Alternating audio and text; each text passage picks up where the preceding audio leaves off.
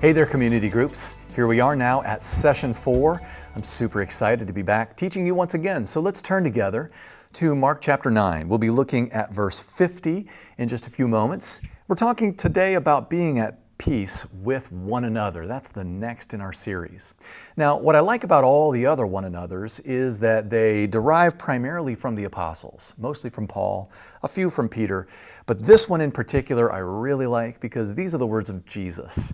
In Mark chapter 9, verse 50. Actually, we'll be looking at verses 49 and 50, and I want to give you a running start into the context so that you have a better understanding of why Jesus used the one another's. Of course, he wasn't speaking to the early church. He was speaking to his disciples, and by extension, to those around, and then, of course, by ultimate extension, to you and I, through his words. But take a look with me, if you would, please. Mark chapter 9.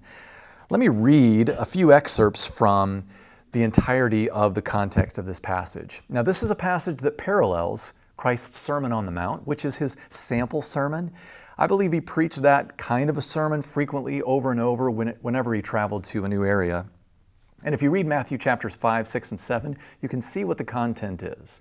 But one of his primary points of emphasis is that sin originates in the heart. Do you remember how Jesus said it?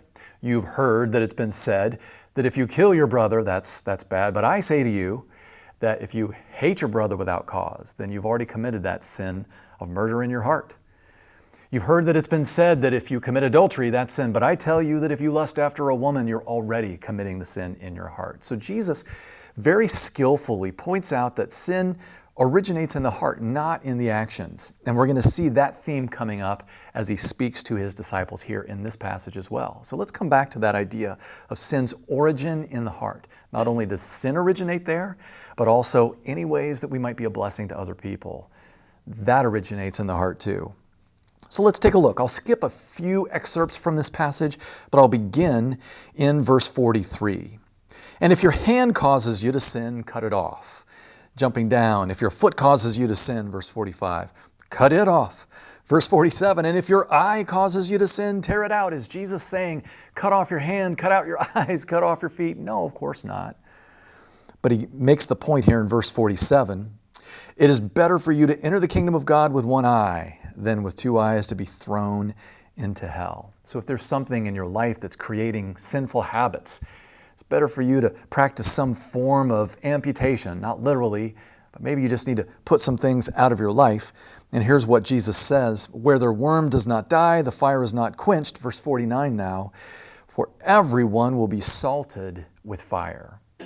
Now you're going to find the expression of salt being used several times. In fact, 3 different ways it's being used in these few verses. And it's in the context of making sure that we understand where sin originates and how sometimes we have to practice radical amputation in order for habits in our lives to keep us from sin. So what he's saying in verse 49 is that everyone will be salted with fire. Now you and I understand today in common expressions what the idea of salt means, even though it carries different meanings in a lot of different expressions. For example, if I were to tell you that so-and-so is worth their salt, you would understand that that's a positive thing. If I were to tell you that so-and-so is a real salt of the earth kind of guy, again, you'd understand intuitively that that's positive. But if I said so-and-so had some really salty words, you'd understand that to be negative.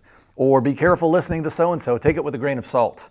Or maybe, hey, that person really likes to rub salt in a wound. You understand the context and the connotation of those meanings because we use them frequently. And so it is with Jesus here as he's addressing these Jewish people. In Jewish society, there's at least 3 different ways that Jesus is referencing salt here. So let's take a look at them briefly. Verse 49, everyone will be salted with fire. Jesus is referring to a common Jewish understanding of the fact that when you offer a sacrifice in judgment for sin, you pour salt on it. In fact, it was in the Levitical laws that God commanded that every sacrifice should be salted. A lot of disagreement as to exactly why, but suffice to say that that was part of the sacrificial system. So when there's judgment going on for sin, specifically, part of the obedience process is to salt. Many people believe it's because of the preserving power of salt, that it's like we're preserving that sacrifice before God. But ultimately, God commands it, and so the people of Israel would do it. Everyone will be salted with fire. In other words, everyone goes through that process of judgment for sin, and anything that's keeping me from living in a right way, anything that's tripping me up, or anything that I should avoid and remove from my life, that's something I got to give attention to so that I understand that my life is a sacrifice. Jesus shifts gears, though, in verse 50 and says that salt is good, but if the salt has lost its saltiness, how will you make it salty again? Again, he's using the expression of salt to point out something that's really important for our understanding of the one another here. I know you're wondering, what does salt have to do with it? Well, take a look. Don't lose track here. If the salt has lost its saltiness, a common expression or a common usage for the idea of salt in Jewish society was not only with sacrifice, but also with speech or with words. In other words, in the same way that salt preserves and seasons food, so graciousness preserves and seasons words. And Jesus here says salt is good. So shifting now to a good understanding of an expression for salt. If salt has lost its saltiness or its effectiveness, then you can't exactly put the effectiveness back into it. In the same way that seasoning or preserving a food with salt that's neutralized, it's not going to be effective, so it is with my words. If I use words that are not gracious, I've kind of nullified the effect of that seasoning of my words, and I can't exactly get that back easily. Now, in case you're wondering where we get an understanding of salt referencing conversation and graciousness in your words, don't forget Colossians 4, verse 5. You'll get a chance to study through that passage as well during your time together. But remember what Paul said to those believers in Colossae. He said, "Let your speech be always seasoned with salt and with grace." He was tapping into that same expression that Jesus is using here. And so then Jesus ends by explaining the whole principle of salt. Take a look at the end of verse 50. Have salt in yourselves and be at peace with one another. In other words, Jesus was unfolding for his disciples here what it means to have not just a spirit of peacefulness, but to understand that it's something that's developed and grown through the words that you use with one another. Have salt in yourselves. Have graciousness already at work in your heart. Remember how he was discussing sin originates in the heart, and so does blessing other people as well. It originates in the heart.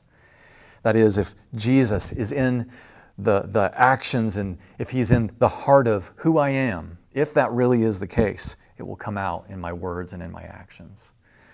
So have salt in yourselves. Understand that graciousness that should come from my heart because of my love for other people. I'm more concerned about them and their benefit than I am concerned over the offense that I get from their words. And that's why my response is one of graciousness.